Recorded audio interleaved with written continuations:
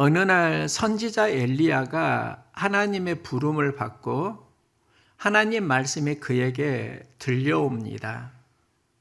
너는 일어나 시돈에 속한 사르밧에게 가서 그곳에 머물면서 그 과부에게 음식을 얻어 먹으라 하는 것입니다. 하나님이 그에게 음식을 주게 하였느니라. 엘리야가 사렙다 과부를 찾아갑니다. 그리고 그곳에 가서 음식을 얻어 먹는데 이 상황에는 슬픈 스토리가 있습니다. 하나님의 살아계심을 두고 내가 맹세하는데 나는 떡이 없고 다만 통에 가루 한 움큼 병에 기름 조금뿐이라. 가진 게 이 정도면 얻어먹을 수 없는 상황입니다. 그런데 하나님은 그녀에게 가라 하시고 그 음식을 주라고 하십니다. 그녀 입장에서도 줄 수 없는 상황인데 자신이 가진 음식을 내어줍니다. 그리고 그녀가 말합니다. 가진 것을 다 주고 그 후에는 죽으리라. 참 내용을 보면 사정이 딱합니다. 여기에는 두 가지 비전이 있습니다. 하나는 엘리야가 본 비전이 있고 다른 하나는 과부가 본 비전이 있습니다. 엘리야가 하나님 말씀을 듣고 사렙다 과부를 찾아갈 때 그에게 찾아온 생각이 있습니다. 부자에게 보내지 왜 가난한 과부에게 보내시지? 그녀에게 찾아가면서 이때 새로운 비전이 찾아옵니다. 앞으로 3년 가뭄이 시작됩니다.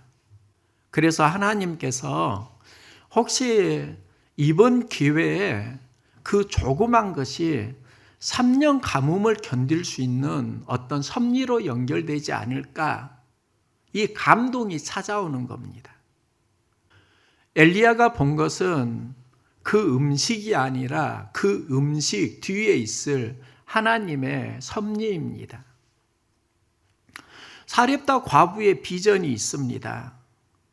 사렙다 과부는 자신이 있는 것으로 엘리야를 대접합니다. 그녀가 나에게 없는데 이게 전부인데 어떻게 그것을 엘리야에게 대접할 수 있었을까? 사렙다 과부가 본 것은 사람 엘리야가 아니라 하나님의 말씀으로 나에게 다가온 선지자입니다. 하나님의 종을 본 것입니다. 사렙다 과부가 엘리야를 섬길 수 있었던 건 사람 엘리야가 아니라 하나님의 종 엘리야입니다. 종을 통해서 하나님을 섬긴 겁니다. 과부가 하나님의 종에게 섬긴 것은 한 끼 대접이었는데요. 그 한 끼의 대접이 3년 가뭄을 지낼 수 있는 하나님의 양식을 얻는 믿음이 됩니다. 엘리야의 제자가 엘리사인데요. 엘리사의 생도 중 한 명이 죽었고 여기서 오늘의 본문이 시작됩니다. 죽은 생도는 한 가정의 가장이고 한 아내의 남편입니다. 생도가 죽으니까 가정의 경제 기반이 무너집니다. 그래서 생도의 아내가 엘리사를 찾아와서 부르짖어 말하는데요. 빚을 준 사람이 와서 나와 두 아이를 데려가 그의 종을 삼고자 하나이다. 경제 기반이 무너지고 갚아야 하는 빚이 있는데 갚을 능력이 없으니까 이제는 두 아들을 종으로 빼앗아 가려는 겁니다. 이때 엘리사가 그녀에게 한 말이 있습니다. 내가 너를 위하여 무엇을 하랴? 너의 비전이 무엇이냐? 이 질문입니다. 내 집에 무엇이 있느냐? 내 집에 있는 것은 비전을 이루는 어떤 씨앗이 됩니다. 그녀는 엘리사에게 자신이 가진 것을 말합니다. 집에 기름 한 그릇 외에는 아무것도 없나이다. 당시 문화를 보면 기름은 음식을 준비하거나 등불을 만들고 또 제사를 드릴 때 사용했습니다. 생활 필수품이었습니다. 기름 한 그릇이 그녀가 가진 전부라고 하면 경제 기반이 바닥났다는 걸 알 수 있습니다. 그리고 기름 한 그릇이 의미하는 게 또 있습니다. 그릇은 우리의 마음, 믿음을 의미하고 기름은 성경에서 성령을 의미합니다. 기름 한 그릇뿐이라는 건 내 안에 성령이 소멸되어 가고 있다는 것입니다. 엘리사는 그녀에게 말합니다. 너는 밖에 나가서 모든 이웃에게 그릇을 빌리라. 그릇을 빌리라고 하는데 그 그릇이 어떤 그릇인가? 빈 그릇을 빌리라. 그 빈 그릇에 기름이 채워지고 여기서 그녀는 문제를 해결할 수 있는 힘을 얻는데요. 빈 그릇에 기름이 채워질 때 너는 가서 기름을 팔아 빚을 갚고, 빚을 갚으라는 것은 내 삶에 전에는 감당할 수 없던 무게가 있는데 이제는 성령을 통해서 그 삶의 무게를 감당하라는 겁니다. 그리고 두 아들이 생활하라.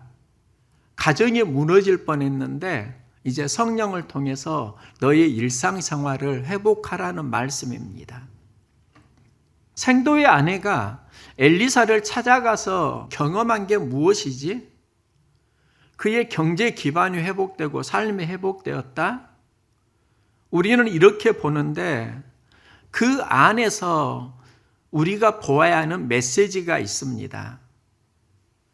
생도의 아내와 엘리사가 만난 것을 보면 그 안에는 진심의 이야기가 있다는 겁니다.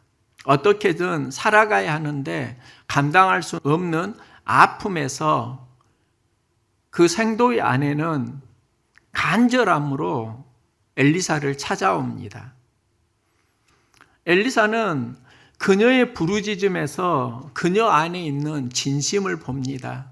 세상을 감당할 수 없으니까 염려, 걱정, 근심하고 있는 그녀의 마음을 봅니다. 그리고 그녀에게 말합니다. 빈 그릇을 준비하라. 빈 그릇을 준비하라는 건 내 안에 근심, 걱정, 두려움이 있는데 그것을 비우라는 의미도 있습니다. 여러분 삶에 지금 품고 있는 여러 마음들이 있는데 그 마음이 버거운 것일 때 그것을 내려놓으라는 겁니다. 그녀 안에 있는 진심은 염려와 걱정인데요. 하나님의 진심은 그 안에 염려, 걱정을 내려놓고 성령을 채우는 겁니다. 그녀의 진심에서 걱정과 두려움이 있는데 그것을 비우니까 그곳에 기름, 성령이 들어가게 되고 여기에서 이루어지는 삶이 하나님 나라의 비전이라고 할 수 있습니다. 하나님이 보시는 건 무엇일까? 그녀가 품고 살아가는 진심이 무엇인지를 보십니다. 그 진심이 어떻게 하나님 나라와 연결되는가를 알려주십니다. 예수님의 고난주간을 보면 예수님이 추구하는 비전을 알 수 있는데요. 월요일에는 성전에 들어가셔서 내 집은 기도하는 집이라. 하나님의 성전은 기도하는 곳이어야 한다는 비전을 선포하십니다. 화요일에는 서기관, 사두개인, 바리새인들과 많은 논쟁을 합니다. 그리고 그 논쟁에서 예수님이 추구하는 하나님 나라의 비전을 알려주십니다. 그날 오후에는 헌금하는 것, 그것을 지켜보십니다. 수요일에는 은혜에 반응하는 한 여인의 이야기가 있고 또 예수님을 배반하는 제자의 이야기가 있습니다. 한 여인이 받은 은혜의 감격에서 향유 옥합을 예수님께 부어드릴 때 가룟 유다는 제사장들과 서기관들에게 은 30에 예수를 팔기로 합의를 합니다. 목요일에는 마지막으로 유월절 식사를 하시고 성만찬을 제정하십니다. 감람산에 가서 기도하십니다. 내 원대로 마옵시고 아버지의 원대로 하옵소서. 그리고 유다의 입맞춤으로 예수님은 목요일에 체포되십니다. 금요일은 십자가에 달려 죽으시는데요. 토요일에는 무덤에서 침묵하신 날입니다. 예수님이 죽으실 때 제자들은 흩어집니다. 주일은 부활주일입니다. 예수님이 죽음을 이기시고 다시 살아나십니다. 예수가 살아날 때, 말씀이 살아날 때 제자들은 다시 모이고 하나님 나라 교회를 세우게 됩니다. 고난주간에는 모든 사건에 의미가 있는데요. 의도를 가지고 하신 사역이 두 가지가 있습니다. 하나는 성만찬을 하십니다. 성만찬은 예수님이 마지막으로 하신 사역이라고 할 수 있습니다. 예수님이 의도를 가지고 하신 또 하나의 사역이 있는데요. 그건 화요일 날 오후의 이야기입니다. 예수님이 헌금함 앞에 앉으시고 헌금하는 사람들을 보시는데 이때 오늘을 보면 그 보실새가 지나가다가 우연히 보는 게 아닙니다.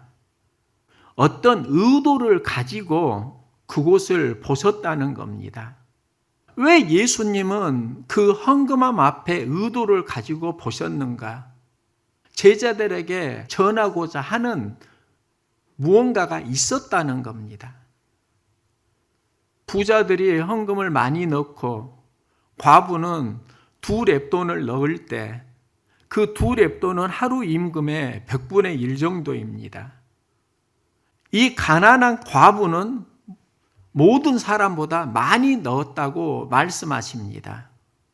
그리고 그 이유를 그들은 다 풍족한 중에 넣었거니와 이 과부는 가난한 중에서 자기의 모든 소유, 생활비 전부를 넣었느니라. 생활비 전부가 무엇을 의미하는 거지? 그것은 그녀 마음에 있는 진심이라고 할 수 있습니다. 신앙생활을 할 때 무엇을 잃어가는가? 믿음은 고백하는데 그 믿음 속에 진심을 잃어가는 경우가 많이 있습니다. 예수님이 유대에서 갈릴리로 가실 때 사마리아를 지나가시는데요. 그 당시 유대인들은 사마리아를 부정하다고 생각해서 돌아서 가는 경우가 있었습니다. 예수님은 갈릴리로 가실 때 말씀하십니다. 사마리아를 통과하여야 하겠노라. 예수님은 의지를 가지고 사마리아에 들어가시고 한 우물가에 들리십니다. 한 여인을 만나는데요. 그녀에게 물을 달라고 하면서 예배에 대한 말씀을 하시는데요. 이때 여인은 말합니다. 우리 조상들은 이 산에서 예배하였는데 당신들의 말은 예배할 곳이 예루살렘에 있다 하더이다. 여인이 우리 조상들은 이 산에서 예배하였다. 이 산이 그리심산이고 여기에 세워진 성전이 사마리아 성전입니다. 그러니까 여인은 예배를 드릴 때 장소를 이야기하는데요. 예수님께서는 말씀하십니다. 아버지께서는 자기에게 이렇게 예배하는 자들을 찾으시느니라. 하나님은 영이시니 예배하는 자는 영과 진리로 예배할지니라. 영과 진리가 무엇을 말하지? 진심이라고 할 수 있습니다. 예배를 드릴 때 너 진심을 가지고 예배를 드려. 진심이 사라지니까 예배를 드리질 못합니다. 형식은 있는데 진심이 없으니까 우리의 믿음은 성장하지 못합니다. 하나님이 보시는 게 무엇인가? 어떤 장소가 아니고 나의 직분이 아니고 우리 안에 품고 있는 진심이 무엇인가를 보신다는 겁니다. 하나님은 영과 진리로 예배하는 예배자를 찾으신다 말씀하시는데요. 진심으로 예배 드리는 사람, 그를 찾으신다는 겁니다. 생도의 아내가 엘리사를 찾아올 때 그녀의 진심에 무엇이 있었는가? 남편이 죽었고요. 빚은 있는데 자신은 감당할 능력이 없고요. 빚쟁이가 와서 두 아이, 어린 생명을 종으로 데려가려고 합니다. 그 여인의 마음이 어떨까요? 참 괴롭고 힘들고 삶의 무게를 감당할 수 없는 겁니다. 그래서 용기를 내서 엘리사를 찾아온 것입니다. 그리고 엘리사에게 부르짖어서 자기네 사정을 이야기하는 겁니다. 엘리사가 그 여인에게 그릇을 가져오라고 하는데요. 금그릇, 은그릇이 아니라 빈 그릇입니다. 그리고 그 안에 기름을 채워주십니다. 그릇은 우리의 마음이라고 하면 그 마음에 기름을 채워주셨다는 건 무엇을 의미하는가? 그 여인 안에 있었던 진심이 무엇인가요? 삶의 현장에서 감당하기 어려운 아픔, 상처, 두려움입니다. 그것을 비우게 하시고 그 안에 기름을 채워주십니다. 기름은 영어로 말하면 성령을 의미하고 또 기름 부음을 그 당시 문화로 보면 보호하는 방패, 막이라는 의미가 있습니다. 당시 전쟁을 할 때는 창과 방패로 싸웠습니다. 방패는 나무 틀에 가죽을 씌우고 그 가죽 위에 기름을 발랐습니다. 기름을 바른 방패는 전쟁에서 화살이나 어떤 충격을 막아주는 보호막이 되었습니다. 기름에는 보호하다라는 의미가 있습니다. 왕에게 기름을 붓는데 그것은 백성을 지키고 보호하는 자로 하나님이 세우셨다는 겁니다. 그리스도도 기름 부음을 받는 자입니다. 예수가 그리스도라는 것은 우리를 죄와 사망에서 보호해 주시고 도와주신다라는 의미입니다. 교회에서 목사, 장로, 권사, 안수집사를 세울 때 안수를 합니다. 이걸 기름 부음이라고 합니다. 항존직은 교회를 지키고 보호하는 사람으로 세움을 받았다는 겁니다. 엘리사가 여인에게 빈 그릇을 준비하고 기름을 채우라는 말은 이런 의미입니다. 마음을 비우라는 겁니다. 누구의 마음을 비우는가? 내가 살아가면서 내가 품은 내 마음을 비우는 겁니다. 상처, 아픔, 두려움, 걱정, 그것을 비우는 겁니다.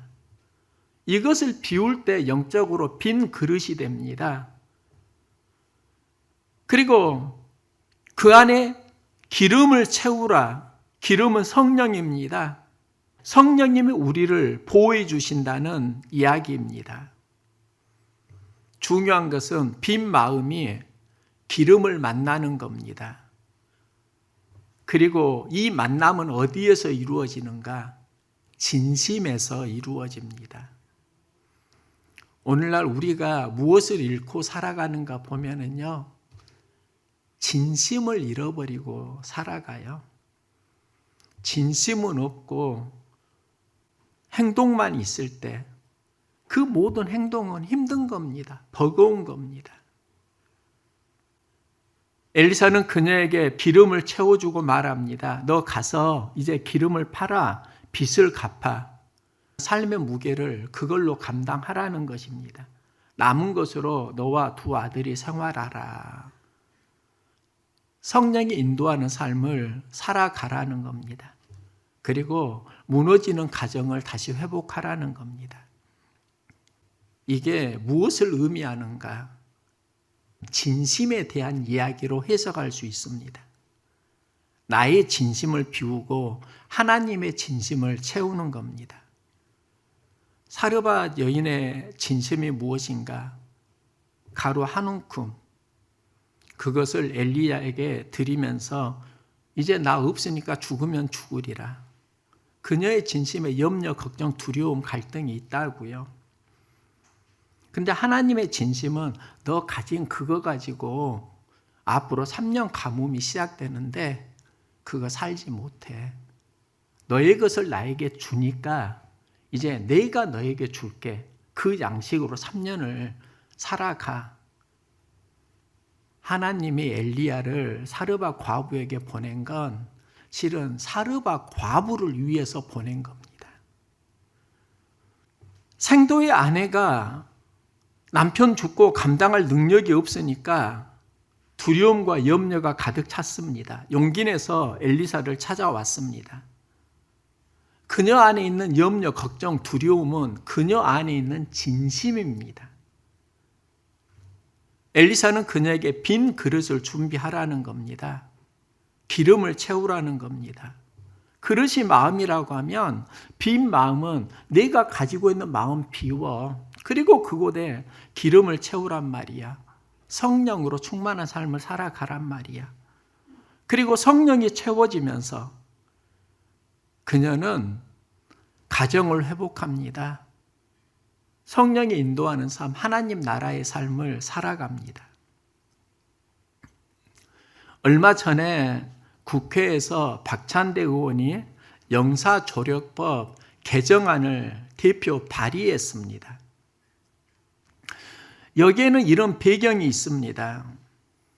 이민정 씨가 해외 고액 아르바이트 광고를 보고 돈을 벌기 위해서 캄보디아로 갔습니다. 그곳에서 핸드폰과 여권을 빼앗기고 온갖 고문을 당하면서 그들이 시키는 보이스피싱을 하게 됩니다. 보이스피싱을 하는 과정에 전화기를 받았는데 그것으로 몰래 한국에 있는 남자친구에게 텔레그램으로 문자를 보냅니다. 어떻게든 나를 찾아줘. 여기에 있는 전화기로 문자 보내면 위치 추적해. 답하지 마. 나 이거 목숨 걸고 보내는 거야. 살아서 보자. 남자친구가 이 문자를 받고 가족에게 알리고요. 이민정 아버지는 자신이 전에 받은 명함이 있어서 박찬대 의원에게 전화를 합니다. 그리고 상황을 설명하고 도움을 요청합니다. 박찬대 의원이 보좌진에게 지금 국민의 생명이 걸려있는 문제니까 우선순위 두고 어떻게든지 해결해 봐. 그렇게 지시를 합니다. 그때부터 국가 시스템이 작동합니다. 개인이 움직일 때는 안 됐는데 국가 시스템이 작동하니까 3일 만에 이민정 씨가 구출됩니다. 그녀와 함께 있던 13명의 한국인이 동시에 구출을 받습니다. 이런 과정에 나온 것이 영사조력법 개정안인데요. 국민이 외국에 나가서 위기를 당하면 신고가 없어도 그런 낌새가 보이면 국가가 적극적으로 나서서 도와주는 시스템을 만들자. 이게 영사조력법 개정안입니다. 지난주에 제가 경험한 마음이 있습니다. 10일에 은행 이자와 원금이 나갑니다. 10만 원 정도가 부족한 겁니다. 그리고 이 문제는 하루 전에 해결이 되었습니다. 15일에도 나가는 돈이 있는데 그때 내 안에 어떤 걱정과 함께 기대감이 있었습니다. 하나님은 이 과정에 나에게 어떤 사인을 주실 거야. 지난주 예배를 드리고 드린 예물을 보니까 11조 봉투가 제법 있었습니다. 작년이 드린 게 아니라 모두 다 학생들이 드린 11조였습니다. 용돈을 받고요. 그 용돈으로 11조를 7명의 학생이 드렸습니다. 그런데 그 금액을 보니까 그 주에 나가야 하는 딱 그 정도의 헌금이 되었습니다. 나는 하나님 어떤 사인을 주시라고 기도했고 하나님께서 그러면 나에게 어떤 사인을 주셨는가?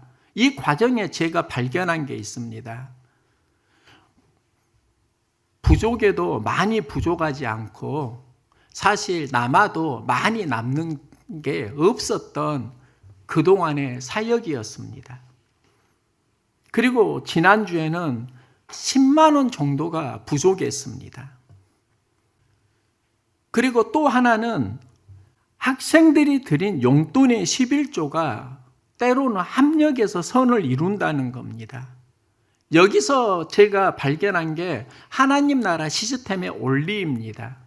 하나님 나라는 작은 것이라도 진심이 모일 때 무언가를 이루어 간다는 겁니다. 우리 안에 항상 두 가지 시스템이 존재합니다. 하나는 환경 시스템이고 다른 하나는 보이진 않지만 우리 마음속에 있는 성령의 시스템입니다. 환경 시스템이 작동하면 어려울 때 나의 상황은 그 환경에 영향을 받습니다.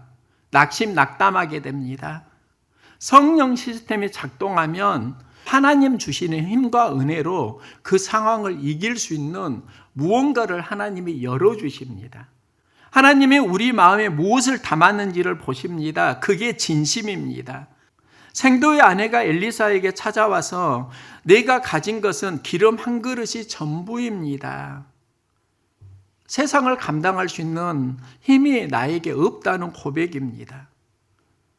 빈 그릇을 빌리고 기름을 채우라는 것은 너에게 꺼져가는 믿음의 씨앗에 다시 성령의 불을 지피라는 겁니다. 성령이 인도하는 삶을 통해서 세상을 감당할 수 있는 힘과 용기 함께 얻을 수 있기를 소망합니다.